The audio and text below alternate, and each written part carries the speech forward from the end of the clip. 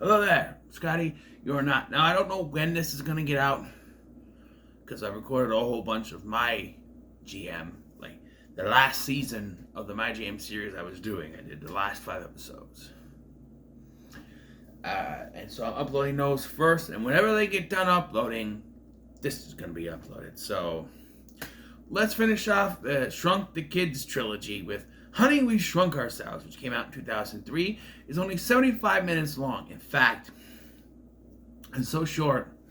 My son and I watched it on Disney Plus like last year, around Christmas time, or last year, 2021, whatever, at Christmas time. And I remember I went up to discuss Christmas stuff with my folks, and William came up, my son came up to do something, or I came down, and he's like, movie's over. I'm like, really? He's like, yeah. I'm like, oh, okay. Done fast. Watching it now. So I watched it when it first came out. I remember seeing the ads for direct-to-video back in 2003, and I was like, oh, another one, okay. And so I remember I watched it when it first came out. We rented it, whatever. And I was confused as to who these kids were, because I forgot about the sequel. I was thinking Amy and Nick, but who is Bug Hall from that I knew from the Little Rascals? He's in here, and then I called him Adam. And I went, Adam. The baby from the second one, yes, Adam. How old is he supposed to be here? Because he was 3 in 1992, or he was 2 in 1992. This came out 11 years later, so he's 14. Kind of young for 14, but he could be 14, I guess. And the story here is that Diane and her sister-in-law are going out of town for the weekend, leaving Wayne and his brother, Gordon, played by Stuart Pankin.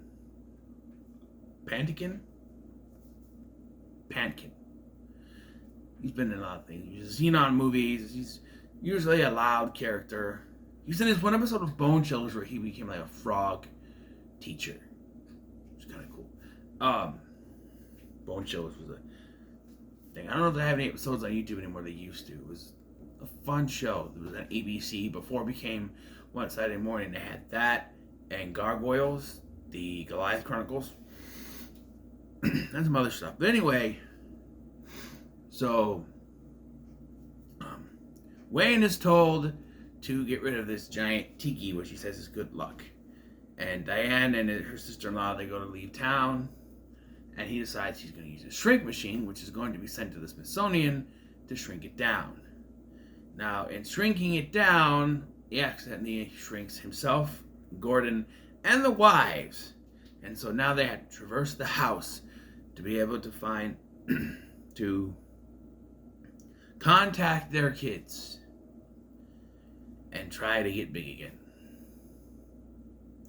So that's the main plot. So right away, like every film has to have some kind of problem between. So the first problem we have, not a problem, the first issue is that Marsha Strassman did not come back to play Diane. She was recast with an actress I don't know, and as good as she is, she just doesn't come across like Diane. Like when she tells Wayne he has to get rid of the tiki, Marsha Strassman's Diane would really lay into him. Wayne, she doesn't come across as cross enough to deal with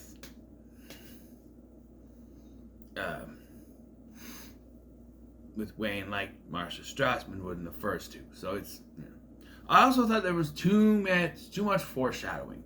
Like at the beginning, there's a mention of Daddy Longlegs in the kitchen that Diane is not able to kill because it gets away. They mentioned there's cockroaches in the house, and they have the roach motels.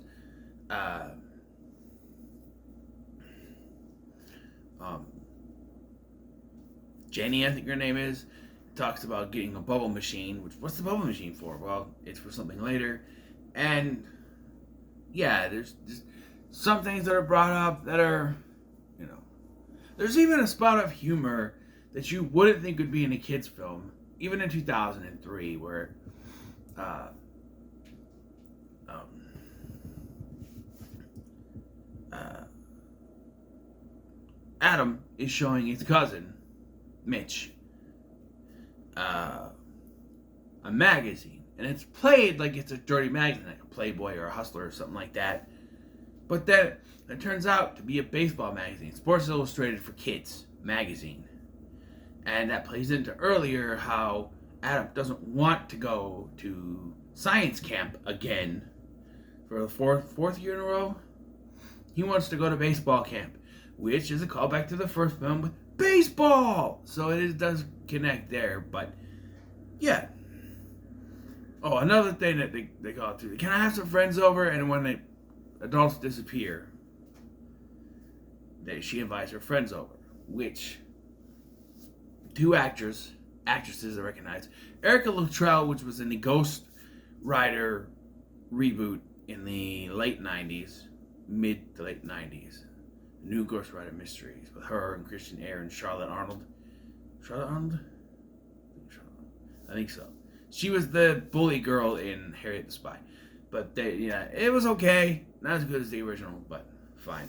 I don't mean that one that came out on Apple TV. No, this was one. It was on ABC or syndicated or something. But and then there's Allison Mack, who she's from Smallville, but we don't talk about her personal life. We're not going to mention that here. Bug Hall I mentioned. And another one of Jenny's friends, Allison Mack is Jenny. Jenny's friend is Mila Kunis. In 2003? How did she look that young in 2003? When was this filmed? Hold on a minute.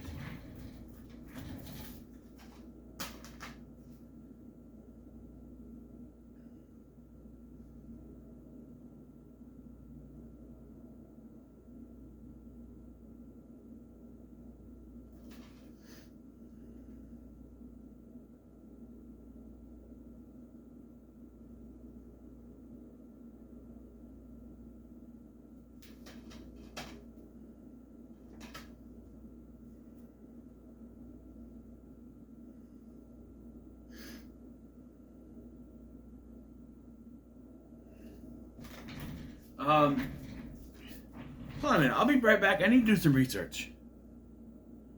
Okay, so turns out I'm an idiot. This did not come out in 2003. For some reason, I thought it did. It actually came out in 1997. So that's why it threw me off. And I was, wait a minute. I was so into the fact that I thought it came out in 2003 for some reason that I just accepted it. And then I realized Mila Kunis was too young to be in this. She must have had a growth spurt because, well, this was filmed in 96. So between that, I don't know. She looks very young here, even for 1997. Even for a year before she went on that 70s show and she was 16. She lied about her age. She was, I don't know. She looked older than that, but that 70s show. But yeah, okay, that makes a lot more sense now. 1997. So yeah, 1997. So that explains why Adam's younger. He's not 14. He's 6? That doesn't. He was 2 in 1992. Right? So 93, 94, 95, 96. He ain't no 6 years old. What? He's older than 6. He's at least 10. Here, there's something not right with the ages of these kids. 1997 or 97, he's 7 years old.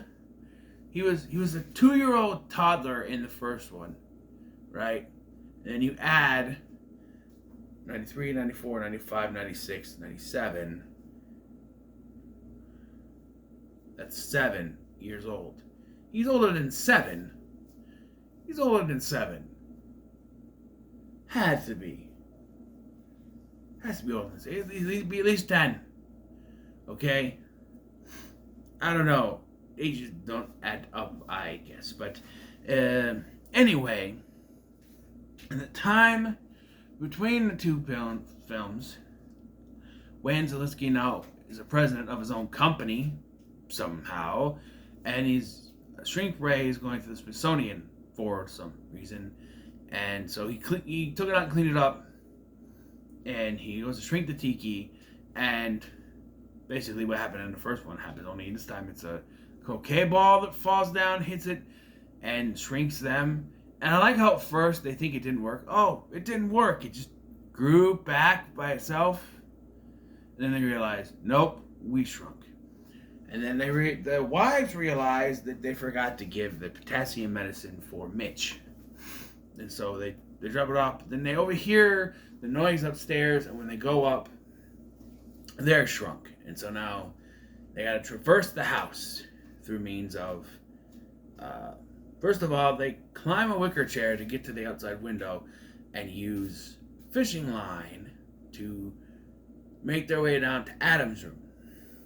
From there, they use Adam's race car thing to get out of there and make their way to the stereo, where Wayne's going to try to set it up so they can make contact with them.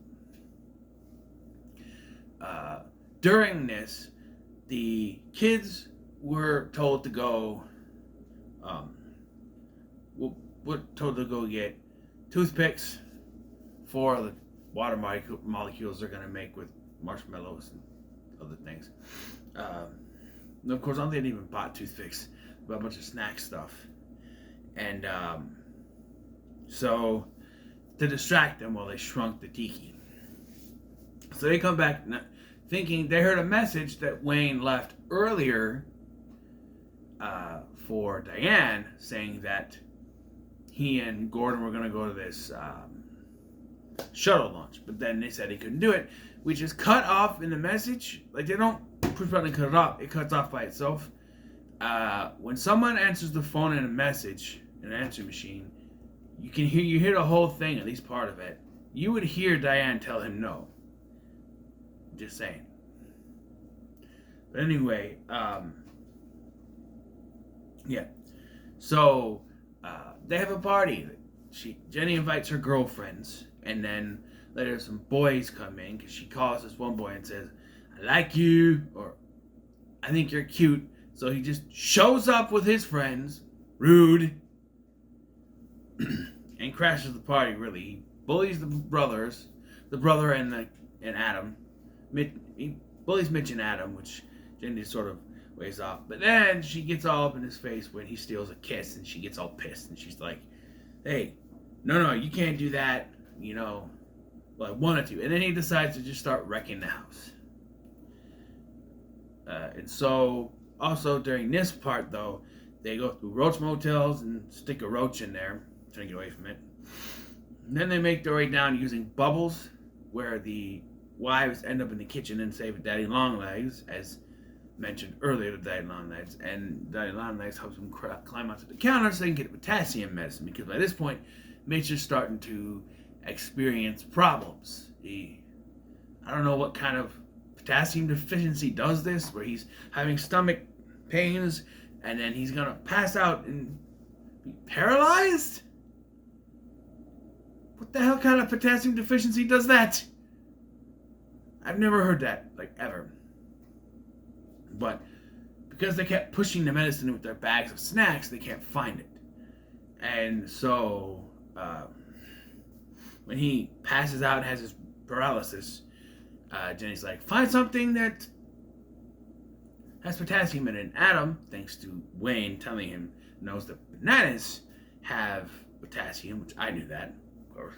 And so he eats some bananas, which works. But I feel like they still need to give him one pill. I feel like just bananas wouldn't fully cure him, but that apparently does. I feel like they should still give him a pill. I'm just saying. Meanwhile, Wayne and Gordon have made their way to the stereo to set up the thing. Eventually they get it working, and Gordon scares off the bully kids by pretending to be God. But the kids figure out it's him, and then they they finally reveal that they have shrunk. I like how he's like, your dad shrunk us. That's how he says it. Stuart Pankin, or is it Franken? It'd be in the back of the box, actually. Nope, only Rick Moranis is mentioned. But, he's great in this. I should put this back over here.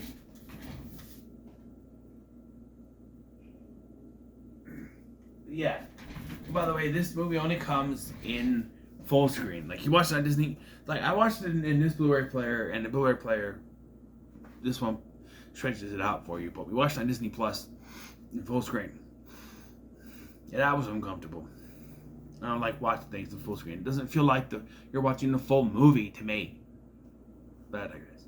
There's no Blu-ray of this. There's no... The other two have HD transfers, widescreen versions. But this new full screen, 97, I guess. But, yeah.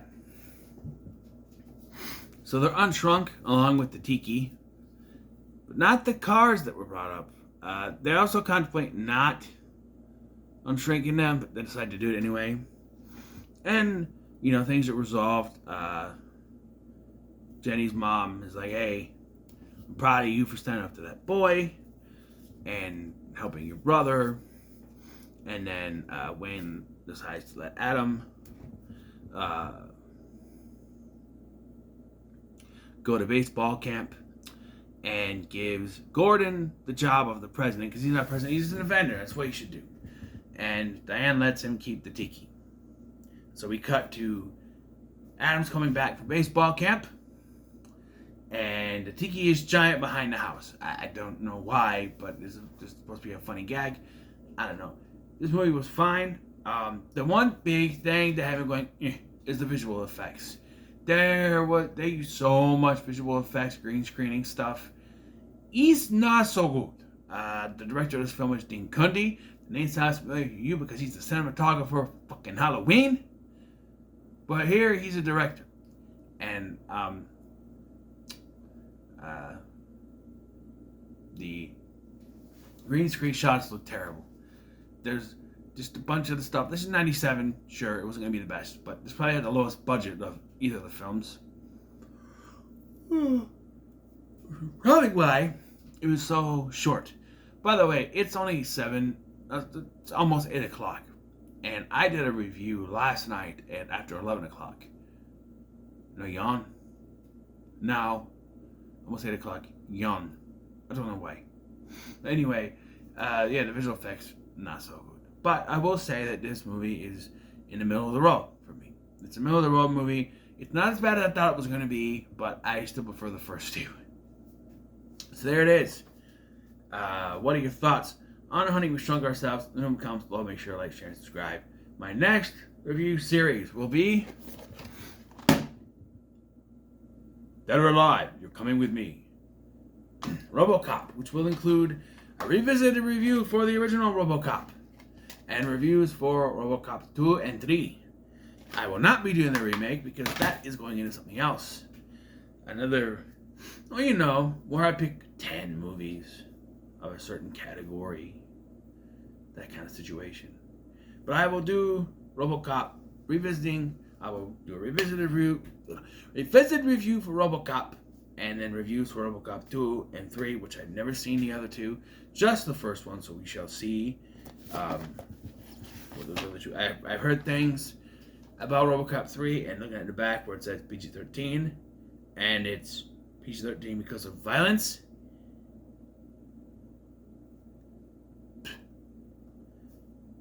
I've seen the first one. That's violence. I can't imagine what violence a PG-13 movie will have. PG-13 version of RoboCop, nonetheless. Yeah, that's right. The remake was PG-13 too. I didn't mind the remake, but I hadn't seen the original yet, and it's fine. But anyway, thank you for watching. I've been Scotty, and I'll see you in the next one.